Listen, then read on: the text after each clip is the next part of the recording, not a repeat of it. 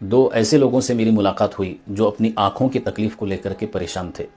جب میں نے دیکھا کہ ایک ساتھی اس میں ہمارا ایسا تھا جس کی ایک آنکھ کا آپریشن ہوا ہے موتیا بندو کا، اور اس کے اندر امپورٹنٹ لینس بٹھائی گئی ہے تقریباً 55 سے 60 ہزار روپے کی، اور وہی تکلیف اس کی دوسری آنکھ میں بھی شروع ہو گئی اور اس کو دکھنا کم ہو گیا اور کمزوری آ گئی۔ اب وہ پریشان ہے کہ اگر لینس بٹھانا ہے تو وہی لینس بٹھانا پڑے گا جو پہلی آنکھ میں ہے تاکہ بیلنس ہو جائے، ڈاکٹر ایسا کہہ رہے ہیں۔ ایک اور حضرت سے میں ملاقات کیا جن کو ایک آنکھ کی زبردست تکلیف ہوئی اور اس کا بڑا آپریشن تھا، جالیاں وغیرہ کچھ آ گئی تھی، اور پھر دوسری آنکھ میں بھی ان کو تکلیف ہوئی تو ان کو نظر آنے کا بند ہو چکا۔ مجھے بہت افسوس ہوا کہ جب دونوں آنکھوں کو انسان کو تکلیف ہو تو وہی سمجھ سکتا ہے کہ وہ کون سی اور کتنی بڑی پریشانی سے گزر رہا ہے۔ ایسے جو مواقع ہوتے ہیں کہ ایک کے بعد دیگر آدمی پریشانی میں مبتلا ہوتا رہتا ہے، تکلیف میں آتا رہتا ہے، تو میں کہتا ہوں کہ ہو سکتا ہے ہماری زندگی کا کوئی گناہ ہو جس کی وجہ سے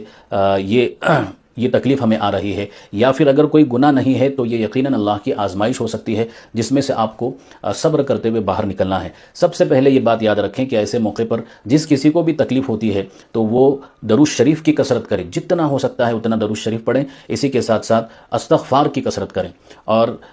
جیسا کہ میں نے کہا کہ آنکھوں کی تکلیف کے لیے ایک بہت ہی اچھا وظیفہ میں بتا رہا ہوں، وہ 26ویں پارے میں سورہ قاف کے اندر موجود ہے، فَكَشَفْنَا عَنْكَ غِطَاءَكَ فَبَصَرُكَ الْيَوْمَ حَدِيدٌ۔ یہ آیت اتنی بہترین ہے کہ آپ اس کو ہر فرض نماز کے بعد پڑھیے،